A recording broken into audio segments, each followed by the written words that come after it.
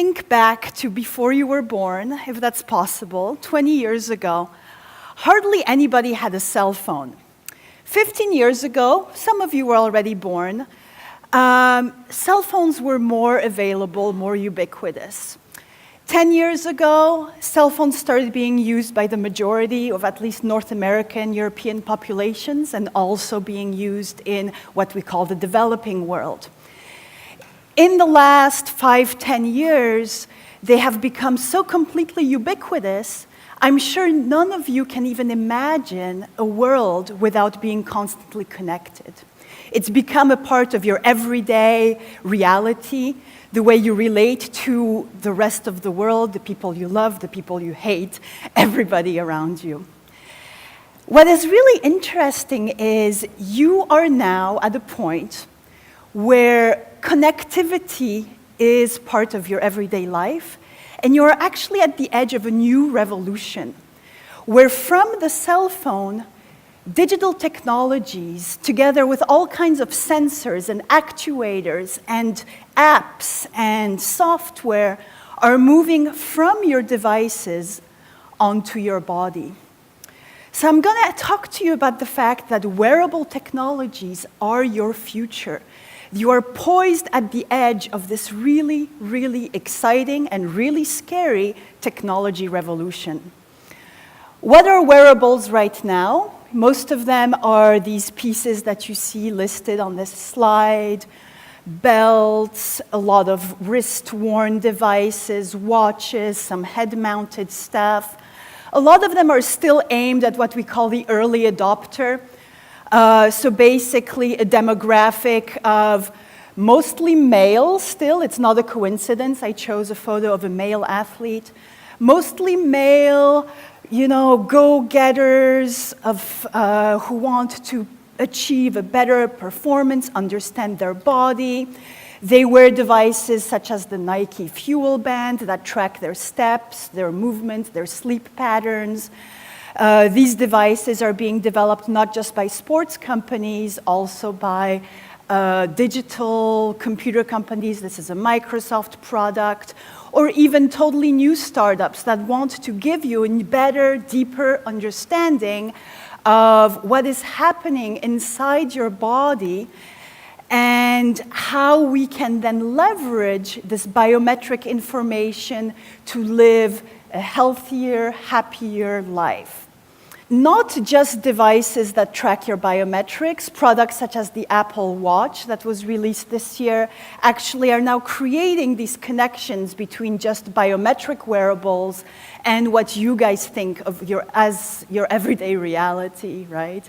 All of the apps that you use and all of the digital experiences that you have every day. Moving beyond these kinds of devices, there's actually products that exist right now that aren't perhaps as sexy or desirable, that move off your wrist to the rest of your body. So for instance, there's a strap that can track your heart rate and help you train better. Other companies, such as the Misfit Shine, produce these little clips that can go all over your body. They also track your movement, your daily steps, how you sleep, help you train better, help you live better, help you achieve a more balanced life.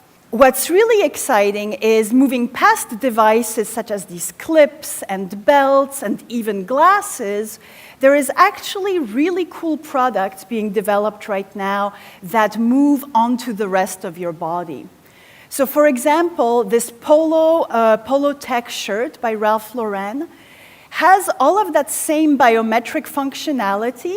So basically it allows you to track a full heart signal, so not just your pulse, but a full heart signal, the same way that your doctor would, your breathing, not just how fast you're breathing, but also how you inhale and exhale, as well as your movement, and correlate all of that information using very complex algorithms in order to tell you when you can push yourself more, how you're training, help you train better, faster, to achieve the most that you potentially can.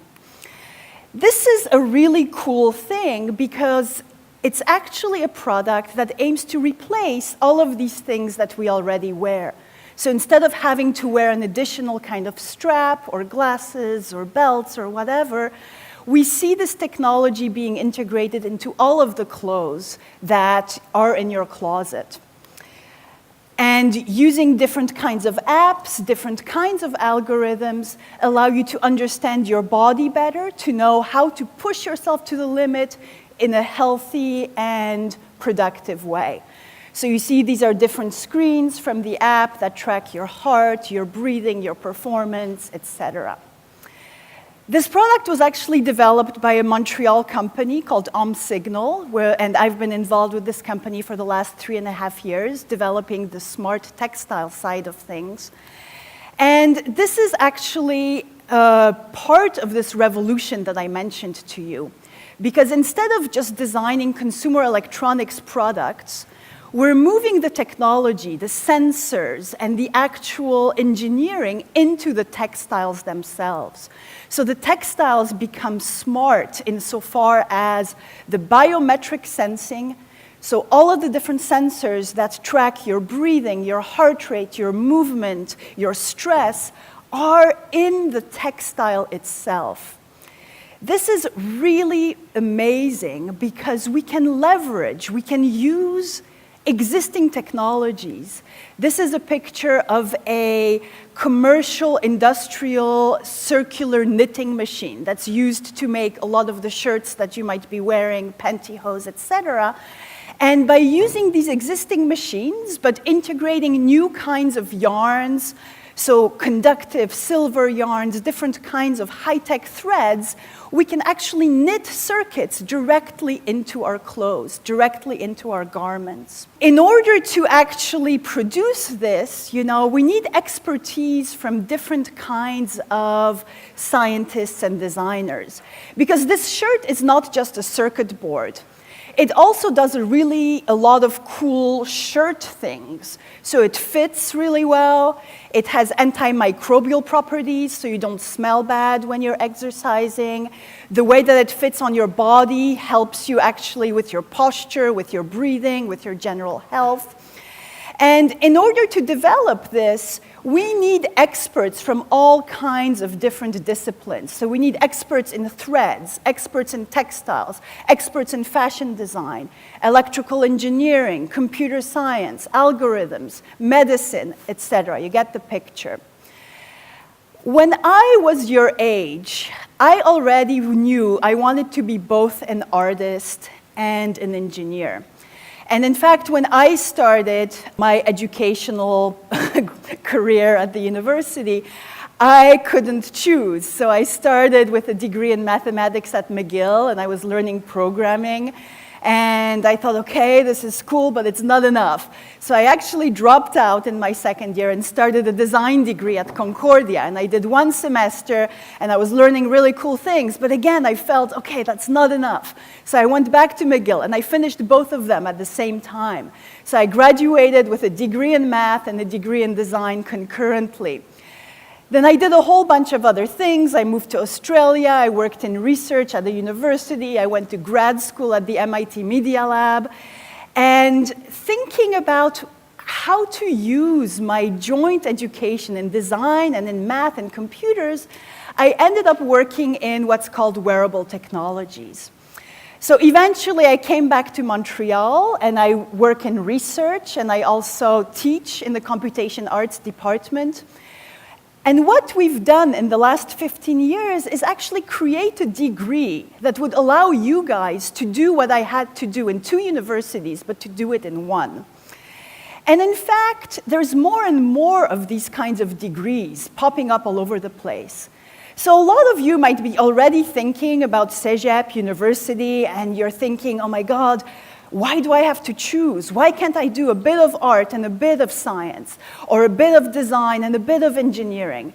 Well, you actually are an extremely lucky generation insofar as you can. There's all kinds of degrees and career options out there that will allow you to be creative in these very artistic, designerly kinds of ways, while at the same time working with cutting-edge technology and emerging materials, materials that change shape, that change color, paper that has sensors embedded in it. And this is really the future of the physicality of the world that you will live in. So in the research lab that I run, that is what I do. We develop new kinds of materials using knowledge from chemistry, from material science, so actually changing the very fibers that will be in our fabrics in 5 years, in 10 years. Developing new ways of using existing manufacturing, but with the new materials in order to make these future devices possible. So I promised you at the beginning that I would talk about truly transformative experiences in the title of my talk. When you look at all of these devices that exist right now, they might not feel fundamentally transformative. So the challenge is really in your camp. The ball is in your camp. The challenge is on your shoulders, guys, to actually reinvent the future of technology through wearables. How can you make it more diverse? And here are a few very quick ideas. What about working with the whole body, not just the wrist, not just athletes, looking at a totally different range of needs? Pregnancy, can you do something with elbows? Looking at people who are not tech natives, how can you work with demographics that aren't exactly like yourself, but not in a medical sense? How to do fun things for older people, maybe even other species. Huge food crisis looming in the world, right? There's many different solutions you guys can bring to the future of agriculture, future of food, through wearable devices.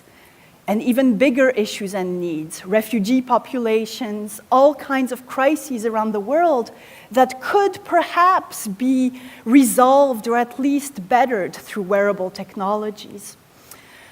We have to always keep in mind what happens before and after the technologies that we develop, learning from craft and tradition, not just from our own culture, from cultures all over the world, and thinking about what happens to these devices after we throw them out. Because recycling doesn't mean they magically go away. It means they get shipped elsewhere in the world for being disassembled and reused by others.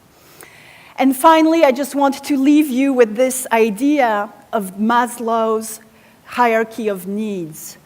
We have many different needs around food, shelter, comfort, security, but we also have a lot of emotional needs around how we relate to one another and how we want to create a better world. The challenge is on your shoulders to use these new technologies that are increasingly moving onto our bodies to create a better future for all of us. Thank you.